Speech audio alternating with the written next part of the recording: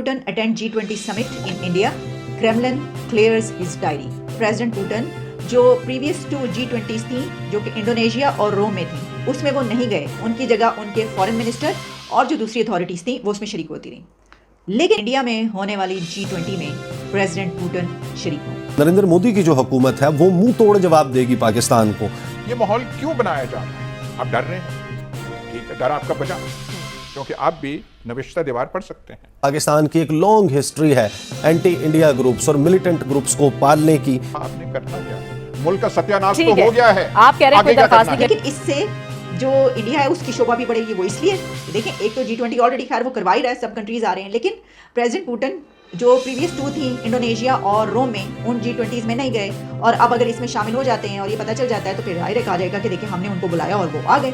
ये कि पाकिस्तान ये सब कुछ करता है और इंडिया के मुतालिक एक सॉफ्टर अप्रोच। इस तमाम तर सूरत हाल में या सब हम देख रहे हैं जो इस वक्त मुल्क में सियासी माहौल बन चुका है और मुल्क मसाइल के दलदल में धंसता चला जा रहा है, तो फिर तो ये कमाल ही हो जाएगा, मिरेकल होगा और वाह हो जाएगी इंडिया की। देखो इन्होंने G20 में जो है ये इतना बड़ा मसला हल करवा दिया यूक्रेन और रशिया वॉर का।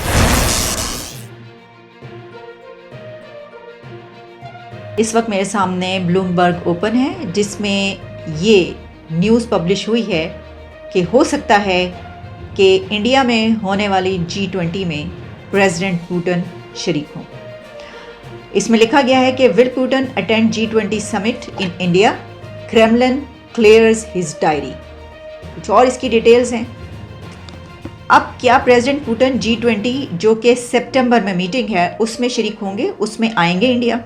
ये बात आप याद रखिएगा कि प्रेसिडेंट पुतिन जो प्रीवियस टू G20s थी जो कि इंडोनेशिया और रोम में थी उसमें वो नहीं गए, उनकी जगह उनके फॉरेन मिनिस्टर और जो दूसरी अथॉरिटीज़ थी वो उसमें शरीक होती रही। लेकिन इंडिया में क्या प्रेसिडेंट पुतिन आ सकते हैं और उनके आने से क्या इम्पैक्ट पड़ेगा और इसके क्या एंगल्स हैं? देखिए, एक बात तो आप ये याद रखिए कि अगर ये कहा जा रहा है कि जो क्रेमलिन है, इसकी जो डिटेल्स हैं वो ये हैं कि क्रेमलिन कहा जाता है प्रेसिडेंट पुतिन के ऑफिस को, उस जगह को, उस बिल्डिंग को, उनके ऑफिस को, उसमें जो भी काम किया जाता है, जो भी स्टाफ है, उसको क्रेमलिन बोला जाता है। तो क्रेमलिन जो है वो ये कोशिश कर रहा है कि उनकी जो डायरी है उसमें शेड्यूल ऐसा बनाया जा सके, ऐसी स्पेस क्रिएट की जा सके कि जिस पर वो जा सके सितंबर में। अगर ऐसा हो जाता है तो वो अटेंड कर लेंगे।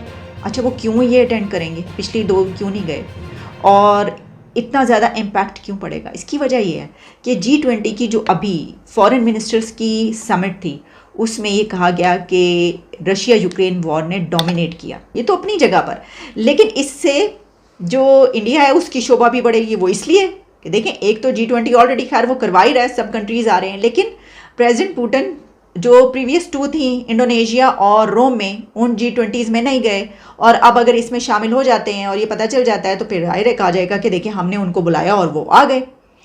तो और फिर ये इतना सेंसिटिव टाइम भी है, एक ऐसा कॉन्फ्लिक्ट भी है, और इससे ज़्यादा बढ़ के अगर ऐसा हुआ कि प्रेसिडेंट पुतिन वहाँ पर गए तो ये जो बात की जा रही है, काफ़ी अरसे से कोशिश की जा रही है कि जनाब किसी तरीके से यूक्रेन और रशिया के बीच ये कॉन्फ्लिक्ट रिजॉल्व किया जाए और ऐसी कोई स्पेस बन जाती है, कोई ऐसा नुक्ता, कोई ऐसा पॉइंट निकल आता है कि जहाँ पर वाकई कुछ ऐसा हो जाता है तो फिर तो ये कमाल ही हो जाएगा, मिरेकल होगा और वाह हो जाएगी इंडिया की। देखो इन्होंने G20 में जो है ये इतना बड़ा मसला हल करवा दिया यूक्रेन और रशिया वॉर का। गो कि इसके चांसेस बहुत कम है क्योंकि अभी जो मीटिंग्स हुई हैं उसमें जिस तरह की सिचुएशन हमें नज़र आई है उसमें तो वो बात करने पर भी तैयार नहीं है एक दूसरे से, जो ग्रुप्स हैं दोनों, ठीक है। तो एक तो पहले यही बात कि प्रेसिडेंट पुतिन की पहले क्या शेड्यूल निकल पाएगा, और सिर्फ ये बात की गई है, अभी ये कहा जा रहा है या वाकई वो आ जाएंगे। अगर आ जाएंगे तो उसमें फिर ये तो बात है कि वो जब पहुंचेंगे तो फिर दूसरी तरफ की जो अथॉरिटीज़ हैं वो भी पहुंचेंगी, तो दोनों चीज़ें हो सकती हैं, या तो बहुत ज़्यादा क्लैश हो सकता है और या फिर ये भी हो सकता है कि कोई रिजॉल्व हो जाए, और तीसरी ज़ाहिर की ऑप्शन ये है कि कुछ भी नहीं होगा, वो अटेंड कर लेंगे और वो। लेकिन अब इम्पैक्ट तो पड़ता है ना। अच्छा देखें, ये कोई बड़ी बात शायद इसलिए इंडिया के लिए नहीं होनी चाहिए कि इंडिया और रशिया के तो डेकेड्स पे मबनी रिलेशंस हैं, तो पक्के दोस्त हैं इतने ज़्यादा उनके, यानी देखें उनकी ट्रेड कितनी बड़ी है। फिर इंडिया ने बहुत बड़े पैमाने पर रशिया से ऑयल बाय करता है और अभी ख़ास तौर पर यूक्रेन वॉर के शुरू होने के बाद बहुत ज़्यादा ऑयल इंडिया ने चीप प्राइस पे लिया है। हम सिर्फ कहते ही रहते हैं, हम बड़के ही मारते हैं, चीप प्राइस पे हमें ऑयल दे दो, हमें तेल दे दो, हमारे पास खैर कोई मैकेनिक